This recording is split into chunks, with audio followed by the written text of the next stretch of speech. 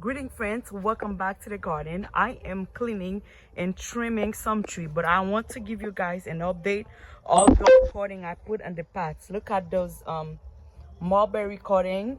Those are some big woods. I stick them on the ground on this pot, guys, and they took. Even the apple tree is not doing good, but the cutting I put on it, she's doing good.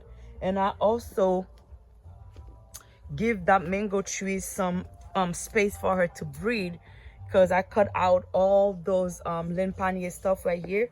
I put it all the way right here, and I did mulch with those, guys. This leaves, it is better than spinach, but I don't really, as you guys know, I don't like saying it, I don't have no time to harvest it.